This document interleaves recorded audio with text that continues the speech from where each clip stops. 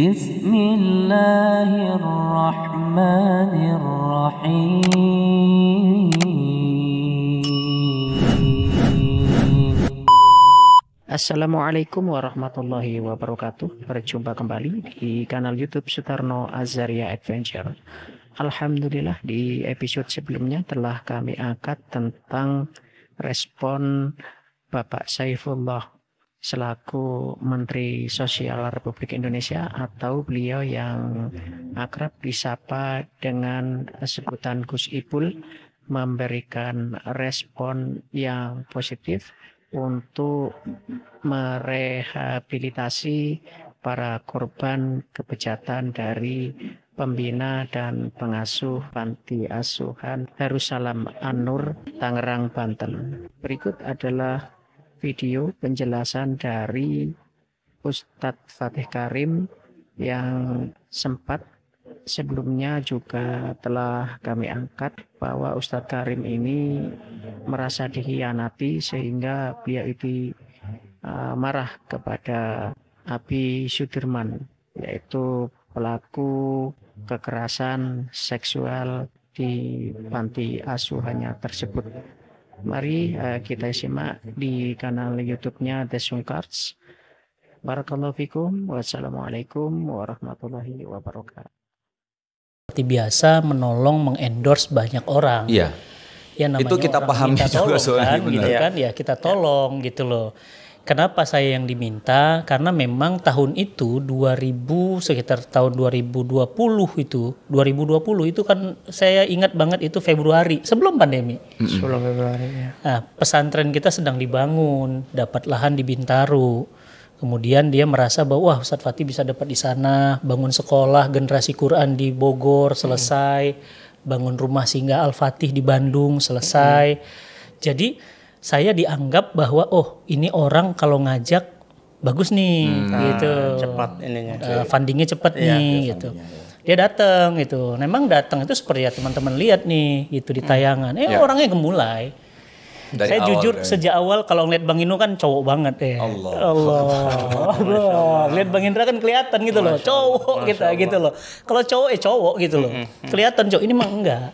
Waalaikumsalam Ustaz, apa kabar gitu, udah melambai. Saya juga duduknya udah Itu pertama kalinya. Pertama ketemu saya udah nggak nyaman gitu. Saya bilang astagfirullah nih orang gitu kan. Dia cuma kan saya bingungnya dia pakai jubah, pakai sorban, dan tilawahnya bagus mas. Oh, bagus ya? Bu, jangan dibilang. Makanya sering diundang di pengajian ibu-ibu.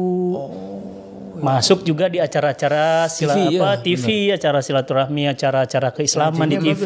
Tajwidnya, bagus, suaranya bagus. Makanya saya bilang kita tuh gampang ketipu karena penampilan. Iya, betul. Ngelihat orang pakai sorban segede ban Vespa, ya langsung bilang dia ulama. Padahal nama sorban bisa beli bang, gitu loh. Nah, akhirnya saya bilang, ya ada apa Ustadz gitu. Saya udah mulai agak ngobrol. Ini Ustadz, aku tuh lagi bangun pesantren yatim piatu. Kasihan Ustadz, anak-anaknya masih pada kecil-kecil. Mereka butuh ini. Oh gitu, daerah mana? Mulai saya terenyuh. Karena kita orang-orang lapangan gitu kan. Ya Allah, kebayang butuh ini gitu kan. Saya nggak mampu bangun, paling tidak saya ikut ngebantu bangun dong. Gitu. Di mana tempatnya? Di Tangerang Ustadz gini-gini. Oh sekarang gimana status lahannya? Lahannya kosong. Oke, bismillah. Di sebelah saya videonya ada sekarang dan video itu jadi rame. Assalamualaikum warahmatullahi wabarakatuh teman-teman semuanya. Para wakif, saya Muhammad Fatih Karim menganjurkan teman-teman semuanya untuk membangun pesantren yatim duafa para penghafal Quran. Masih online videonya? Masih ada videonya sampai sekarang. Itu yang viral. Nah kemudian beliau di sebelah tuh senyum pakai kacamata hitam tuh kan gitu. Begitu kemudian saya endorse selesai, diupload lah itu, dikejar kemana-mana, lama nggak ketemu, pandemi kan, Februari, Maret pandemi, terus pandemi, lama nggak ketemu. Saya udah ketemu dia tuh di situ di Februari, dan sebelumnya kalau pengajian ibu-ibu, ada lagi nih, saya nyebutnya Abi Sudirman, memang karena dipanggil anak-anak yatim tuh Abi. Gitu, Abi Sudirman, dan sering bawa ini apa namanya ya, boneka, bukan boneka, ya tahu saya. badut. Badut. Ya kayak badut. Jadi dia sering tuh bawa badut gitu loh, badut namanya badut syariah. Badut syariah, iya Saya sempat ngomong, emang ada badut syariah ada kagak gitu. Emang badut syariah gimana? Enggak saat ini buat hibur anak-anak aja. Oke, gitu. Lama nggak ketemu, pandemi, ternyata dapat WA baru sekitar 2 minggu lalu di WA sama sahabat saya. Ustadz, bahaya Ustaz. Video antum ternyata yang buat video itu ternyata sekarang dikejar oleh polisi terkait kasus pedofil. Itu jantung saya duk, merinding saya. Begitu saya lihat videonya, langsung saya bilang sama beliau, Abi Sudirman, iya. Innalillahi, nggak nyangka. Wah itu langsung teng ke sini. Langsung saya panggil tim video, kita buat video. Kita harus nyatakan sikap bahwa ternyata endorse saya digunakan untuk membangun kerajaan iblis. Itu yang saya kecewa banget. Makanya benar Bang Inu. Saya sekarang jangankan Bang Inu, saya sekarang banyak tuh Ustadz bantu pesantren, Ustadz bantu. Aduh, trauma Bang. Iya. Satu sisi Trauma. Satu sisi pingin nolong, tapi satu sisi kejadian lagi. Ngeri. Jadi muka kita dipakai bukan untuk bangun sebuah kebaikan, malah sebuah kerajaan yang kerajaan itu ternyata iblis. Kenapa saya bilang kerajaan iblis? Bayangin 27 anak disodomi. Semuanya tuh Ustaz ya? Semua dari 32 anak. Ya, beberapa anak itu bahkan dikabarkan itu kelaminnya anusnya hancur. Ada yang satu orang sampai 4-5 kali, ada yang digilir habis sholat tahajud. Ada yang suruh buat melakukan itu di depan mereka, di videoin. Saya bilang, saya ngamuk Bang gitu. Endorse saya gitu loh. Kamu pakai itu, itu ngamuk itu kalau ada punten ya. Kalau ada mungkin kambuh medannya saya. Ini orang Aceh, saya orang Medan gitu. Mungkin saya gasak tuh orang. Kenapa? Kamu penipu Sudirman gitu loh. Kamu rayu-rayu saya di video saya gitu ya. Ternyata kamu bangun kerajaan iblis. Ternyata bukan dia sendiri. Dia bersama guru-guru yang lain. Dan itu semua ternyata kayak gitu, sindikat semua itu. Semua guru-gurunya begitu. Nah, satu yang hilang dan satu yang hilang ini DPO. Sampai sekarang itu orang hilang. Cuma saya bingung, saya izin mungkin Pak Kapolri, ya saya ingin sampaikan. Pak, kita tuh kalau misalnya nangkap teroris cepat banget. Bom meledak sore langsung dapat. Bom meledak langsung malam dapat, bahkan lengkap sama foto-fotonya gitu loh. Tapi kenapa ya nangkap pedofil nggak dapat? Saya cuma tolonglah Pak gitu loh. Kalau nangkap teroris kita cepet, apalagi nangkap pedofil, kecil banget. Harusnya dapat. Tapi kenapa sekarang nggak dapat gitu loh? Pertanyaan saya, wajah jelas, KTP ada, semua data, gampang buat polisi kita mah canggih-canggih. Kenapa sih nggak dapat? Jadi saya bertanya, seriuskah kita memberantas pedofil itu? Nggak serius kayaknya. Kenapa? Lah buktinya nggak dapat sampai hari ini. Yang kedua, nggak seriusnya apa? Hukuman. Jadi bayangkan, Bang. Dampak anak disodomi itu bukan hanya mental, psikisnya hancur, bukan hanya dia hancur, tapi dia punya efek addicted, ketagihan. Betul. Maka nanti kalau dia gede, dia akan melakukan lagi. Ada Rian itu dulu begitu. Ya, dulu yang di Manchester, yang di Inggris juga begitu. Dulu kemarin juga yang di pesantren-pesantren juga begitu. Jadi kami pernah punya riset, dikumpulin tuh mereka-mereka yang pernah melakukan itu. Ternyata masa lalunya pernah melakukan atau dilakukan yang namanya sex abuse. Kekerasan seksual, harassment. Bang, Allahu Akbar. Jadi ini efeknya kan panjang ke depan ya? Efeknya panjang. Coba bayangkan kalau nanti ini berkembang biak. Kebayang 20-30 tahun yang akan datang pemimpin kita lekong kan repot. Pemimpin kita tuh tulang lunak kan repot. Akan jadi apa negeri muslim terbesar di dunia dipimpin oleh laki-laki tulang lunak? Bingung kita. Jadi menurut saya ini kebiadaban sih. Makanya betul Bang Inu ada rasa takut. Sekarang saya aja mau minta endorse. Maaf ya, bisa minta keterangan yayasan semuanya direktur. Oh, harus jelas dulu semua ya. Baru saya. Baru kalau nggak mau. Itu mungkin jadi salah satu solusi kita juga ya sebagai influencer ya Ustaz ya. Gitu ya atau sama kayak gini lah. Bang Inu coba sama Ari Untung. Endorse, bukan cuma endorse, pergi ke Jepang. Katanya bangun masjid Yokohama ya. Terus tiba-tiba masjid Yokohama saya pakai kerjaan iblis. Abang hancur nggak Bang? Abang pasti bilang, Ustaz Fatih, tega antum Ustaz. Saya azan di sana. Iya. Masya Allah. Saya mati-matian ke sana saat korban nyawa loh, laki-laki saya sama istri sama anak-anak ke sana demi bangun masjidnya antum buat pasti ngamuk lah. Ari Untung juga pasti kecewa. Itu coba rasakan rasanya Bang. Jadi bukan saya ngamuk itu bukan soal masalah ngamuk. Saya kecewa gitu loh. Bukan masalah, memang bukan nggak gede duitnya, tapi nama baik saya hancur Anda buat Sudirman. Jadi saya bilang ini bahaya Bang. Jadi efeknya anak-anak hancur, orang tuanya.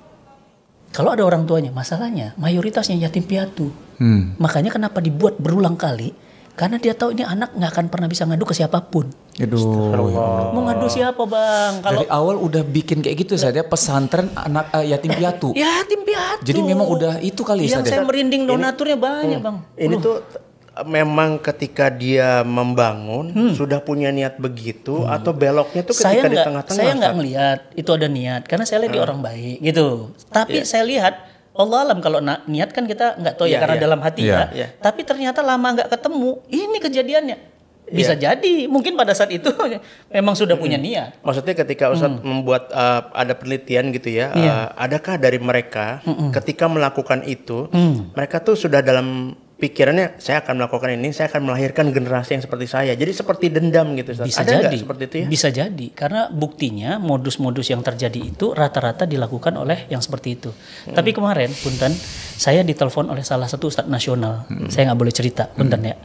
Dan beliau ini kenal banyak intelijen, kenal banyak tokoh-tokoh. Kenapa? Ternyata ada kelompok yang anti-Islam, yang memang sengaja menyusupkan orang-orang yang akan menghancurkan pesantren dari dalam, sehingga ada kesan pesantren itu jelek, rusak, kumuh, bodoh, dan banyak sarang pedofil, sehingga orang tua takut. Dan kita pun nggak mau bangun pesantren, kenapa? Ketakutan. Barusan tadi saya ngomong, ini di telepon, Ustadz saya mau wakaf tanah buat antum, saya nazarkan antum jadi nazir ya, saya lihat antum bangun pesantren jadi semua. Ustadz, kenapa coba saya wakafin ke antum? Saya percaya sama antum, Ustadz. Karena saya takut kejadian Sudirman. Lah kan? Bayangin, tanahnya ada 2 hektar di kota Bogor loh. Bayangkan kalau dia kasih ternyata dibuat kerajaan iblis baru. Jadi ini serius teman-teman, ini masalah serius. Jadi teman-teman hati-hati dalam endorse, donasi, bantuan. Dan saya berharap pada pemerintah, iya gini loh, kalau ada orang bangun-bangun pesantren itu izinnya. Iya betul. Ya kan? Regulasi izin bangunannya, regulasinya. Mungkin standarisasi guru ditanya, kamu guru dari mana? Hafalan Quranmu berapa? Dicek segala macam. Background check ya, background check dulu dong, validasi semua. Jangan main bangun-bangun aja gitu loh. Nah sekarang main bangun-bangun aja. Nah bangun kerajaan iblis nih sekarang. Jadi menurut saya Bang, ini saya merasa tertipu dan sakitnya luar biasa. Saya merasa dihianati. Ternyata video ajakan saya, donatur-donatur yang nanya ke saya bilang, silakan Bu, langsung aja wakaf, dipakai untuk kerajaan iblis. Itu yang saya nggak rela banget Bang, nggak rela banget. Ustadz ini memang kalau kita bilang ya, tadi ketika terjadi kepada anak-anak ya, ini dampaknya sangat besar. Dan jadi berpengaruh di masa depannya mereka kan. Ini bukan hanya soal dia pernah digitukan sama iblis-iblis ini gitu saya.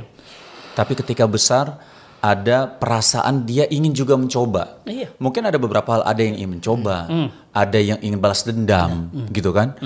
Nah ini waktu itu juga pernah disampaikan, ada orang waktu itu yang saya lihat di TV apa berita ya Ustaz ya. Sama juga dia dulu pernah digitukan sama pamannya Ustaz. Nah itu, iya memang. Sama pamannya, terus dia jadi kayak gitu. Iya memang. Aduh. Makanya kemarin saya ketemu sama beberapa teman-teman polisi, ya. Teman-teman polisi bilang, Ustadz hati-hati, kriminalitas itu sering terjadi dilakukan oleh orang terdekat. Ya, data kekerasan seksual pernah saya baca juga itu. Orang terdekat. Yang kemarin, yang seorang perempuan, malamnya bapaknya, siangnya pamannya, sorenya kakeknya. Orang terdekat dong. Iya, ya Allah. Orang terdekat gitu loh. Nah saya cuma berpikir ya, coba rasakan teman-teman, rasa dia gitu. Teman-teman mungkin hari ini belum merasakan, coba rasakan rasanya gitu.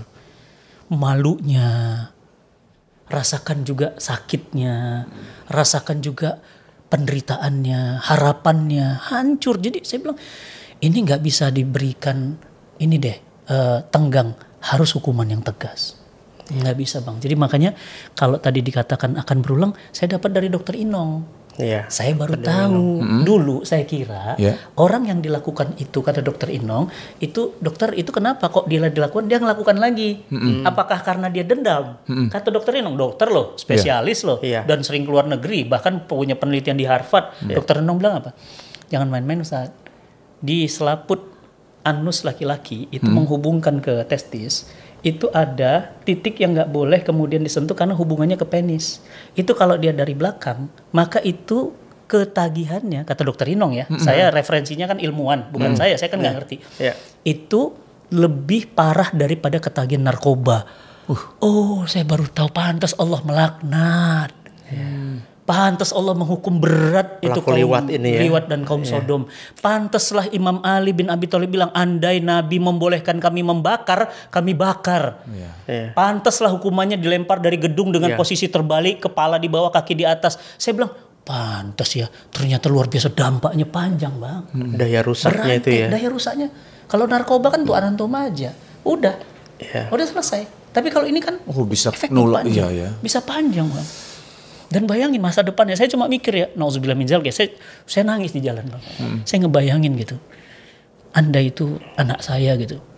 Saya nangis sendiri tuh, nauzubillah min dzalik. Saya bilang, kalau anak saya, Bang, saya kejar dia sampai lubang semut. Sampai lubang semut, Bang. Nggak ada ampun kalau saya.